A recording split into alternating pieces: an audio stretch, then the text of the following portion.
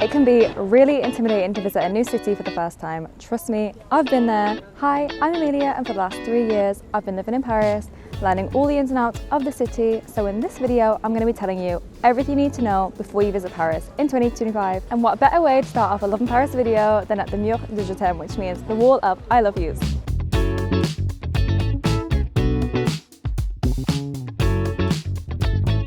Today we've got a lot of ground to cover, so on y va, let's go.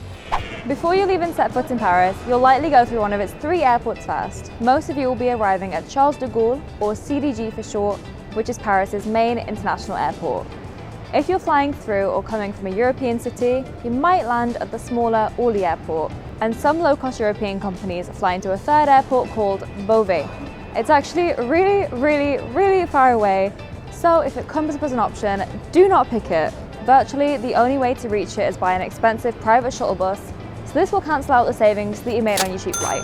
Also, it takes over an hour and drops you off outside of Paris. Generally, our public transport here is amazing. It's quick and it's cheap to get from our airport to the city centre, so don't panic about what to do when you land. And we actually have a whole video on the Paris airports that you can watch after this one. And when you're in the city, you'll need to know about the best areas to be. So Paris is a pretty compact city. There are 20 arrondissements in total. They start in the centre and then they spiral out like un escargot, which is a snail. And the arrondissements are divided by the river Seine, which is pronounced Seine, not Seine. And there are 2 sides of the river. There's la rive gauche and la rive droite, which means the left bank and the right bank. You likely won't be able to visit all 20 arrondissements on your trip, nor should you even try, because honestly, that sounds super stressful. Instead, I would recommend spending a little bit of time in areas in each arrondissement, like Montmartre, where we are right now, or in the Latin Quarter, Le Marais, or Saint-Germain. Then check out some other places where most tourists won't go, like over there, Canal Saint-Martin, and over here we've got Sainte-Pigalle, and then you've also got Saint-Ambroise just over there. So also in central Paris is this really nice hidden garden, which is a memorial to Anne Frank. And in the summertime, it's so nice, there's flowers literally everywhere. But just because you should visit an area does not mean that you should book a hotel there. Instead, keep watching and we're going to tell you where you should try and book a hotel in Paris. Paris has a lot of fantastic hotels and there's something for every style and budget. So we don't generally recommend Airbnb as it's got a pretty negative impact on the local housing market. However, you can get a bed in a shared dorm at a hostel for €30, or a suite in a luxury hotel for thousands a night. But the biggest tip we can give you about accommodation in Paris is do not stay near the Eiffel Tower. Sure, this site is famous, but the area around them is crazy expensive, far from other places, and totally lacks any personality. And this is not the Paris that we want you to discover. We've got a whole bunch of articles and guides on where to stay in Paris on our website. But one of the most important tips I have for you, sorry, you're gonna walk into the bush. Whole bunch of on. Sorry, I'm having a moment. But one of the most important tips I have for you is to make sure there's a metro station nearby, which brings me to our next topic. So Paris is a fantastic city for walking, but at some point you are going to have to take some form of transportation. To figure out which option is best for you, be it on foot, by public transportation, taxi, rideshare, or bike, use Citymapper or Google Maps. I personally kind of prefer Citymapper because it shows you various transport options, as well as the approximate time that it takes, the cost, and even the closest entrance to the metro, which is Paris's subway system or underground. It's super fast and cheap at only €2.50 a ticket, and there's virtually a metro station every few blocks. You may also come across the RER, which is the suburban train system that you might use to travel from Charles de Gaulle Airport or to Versailles. There are also buses, but these tend to be slower and can get stuck in traffic. So the easiest way to get a transport ticket is through the Bonjour RATP app. You can also get paper tickets or rechargeable cards, which are called Navigo Easies, at machines and at ticket counters in metro stations. But whatever you do, do not buy an unlimited transport pass. In 2025, the cost of an unlimited Paris Visit Day Pass is going up to €29.25. That will include airport access that day, but you'll still need to use the metro over 5 times to make it worthwhile. And most tourists only take the metro from 1 to 4 times a day, so just get single tickets and save your money for other things. If you really need a ride somewhere, Uber, Bolt and Lyft do exist here, but I honestly find these less reliable than taking an official taxi. So you can spot a taxi thanks to the sign on its roof. When it's green, it's free. When it's red, it's taken. Simple as that. You can try and flag one down, but I would find it easier at a taxi stand, which are in busier areas, or again through the G7 taxi app. So now that you know how to get around, you'll be able to get to these next places.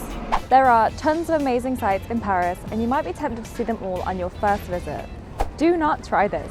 One of the best pieces of advice I can give you is to not overpack your itinerary. You don't even have to go up the Eiffel Tower if you don't want to, or into the Louvre unless you're really dying to go. It's your trip and you don't have to climb up a tall tower if you're scared of heights because your neighbour Barbara came and visited in 2006 and said it's a must do. There is no point in spending a huge amount of money on these attractions if you're not going to enjoy it. Remember what I said before, just walking around the city is such a great way to experience this, and it's completely free.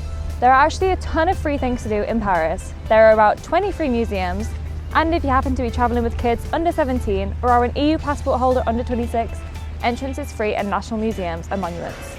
Art galleries, flea markets and food markets are all free and super fun to visit. Churches are also free, and even if you're not religious, you can still pop in and take a look around. In fact, Paris's most famous church, Notre Dame, has finally reopened after being closed. And yes, it's free too. But if you'd like to skip it, you can skip the entrance line by reserving a time via the Notre Dame Compagnon de Visite app. But if you really do want to go to some specific paid sites or museums, you should definitely book tickets in advance. Tickets usually come up for sale 3 months before, so book then, especially if you're visiting in the summer when tickets can sell out. And speaking of money, here are some must-know tips. But before moving on to them, are you enjoying our tips so far? Then you might also like our completely free downloadable Paris 101 guide. It goes into further detail on many of the tips in this video and a lot more. You can get it via the link in the description box below or by scanning this QR code. Okay, now back to the video. The currency in France is the euro, and all shops and restaurants only accept this, not dollars, so don't even try. Luckily, you can pay by card at most places. However, it's still good to have a little bit of cash because some smaller shops and bakeries have a minimum of 10 euros for cards, and you definitely don't want to miss out on trying all those croissants and pastries. If you don't get some cash from your bank before leaving, you can withdraw at cash machines around the city. ATMs at real banks, which look like this, won't charge you a fee, but your bank might charge you a little commission fee. You might want to check this in advance and get a card that doesn't charge any fees while using it abroad. And we're going to include our article on the best cards for travellers that don't charge foreign transaction fees in the description box below. And you'll want to get a little bit of cash out for this next tip. Now, it's important to know that tipping is not required in cafes and restaurants. Staff are paid a living wage in France and don't work for tips. But if you have really great service, you are allowed to leave a small tip, no more than 5%, and it's best to leave it in cash. And for taxis, just round up to the closest euro. So France is a pretty meat-heavy country, but most restaurants now have at least one veggie option. And if you're looking for gluten-free options, it's pronounced sans gluten in French. This is a little easier as a lot of French dishes are actually naturally gluten-free. But if there's a sauce, you may want to double check that it doesn't have flour, which is farine in French. We actually have some really great articles on gluten-free and vegetarian-friendly restaurants in Paris, so make sure to check those out on our website. Okay, I've got a few last things for you, and they're very important and often overlooked. In Paris, we speak French. A lot of Parisians speak English, but not all of them, and you definitely shouldn't expect them to. It's polite, and in many situations, it's really handy to learn at least a few words and expressions. At the very least, learn bonjour, which means hello, s'il vous plaît, which means please, and merci, which means thank you. And when you enter a shop or a restaurant, make sure to say bonjour to the first staff member that you see. And at restaurants, don't seat yourself, but wait to be seated, except if it's an outdoor terrace and the tables aren't set for dinners. Also, French people don't speak loudly in public, so if you're shouting to your friends on the metro, for example, this might garner you some nasty looks and make you a magnet for pickpockets. And speaking of crime, Paris is pretty safe, but it's a big city and some minor theft does unfortunately happen. To avoid being a target, just be a little mindful on the metro when using your phone in touristy areas, and when walking late at night, trying to stick to busier, well-lit streets. Personally, I would feel so much safer taking a taxi home after midnight, so you might want to consider doing this too. The weather here is completely unpredictable, and as much as Paris likes to come across as having better weather than in London, it actually doesn't. One year, spring is amazing, the next we've got torrential rain for weeks. We're only 100% certain about the weather one time of year, and that's winter. So if you come in at that time, you can expect rainy and chilly days, but it rarely goes below 0 Celsius or 32 Fahrenheit. So no matter what time of year you come, check the forecast the week before. But likely you'll need an umbrella or maybe even a raincoat. But one benefit of having really cold weather in winter is that the fountains will freeze over and it looks so cute. And this brings us to our last tip, packing. When it comes time to pack, try to not come with a huge overpacked suitcase, but do bring layers of clothing for that unpredictable weather. Paris also has a lot of stairs, cobblestone streets, and elevators are pretty rare, so this will save you a lot of grief. Oh, and wearing sneakers or good flat walking shoes will also help. You're also likely to need an adapter, so French plugs look like this, and they're different from the UK and North America. Try and before coming because they can be pretty expensive and hard to come by here, but if you do forget, most tourist and tech shops will usually sell them.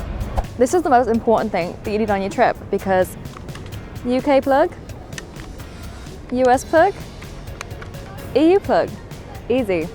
Oh, and one last thing, no matter how you feel your days in Paris, make sure to spend a little bit of time at a cafe, a local neighborhood one that is, not Café de Flore. This will probably be the best taste of French lifestyle and culture of your whole trip. And it's also the perfect place to escape the rain. And now you're ready to visit Paris, or almost. Watch our video on the biggest mistake the tourists always make in Paris next.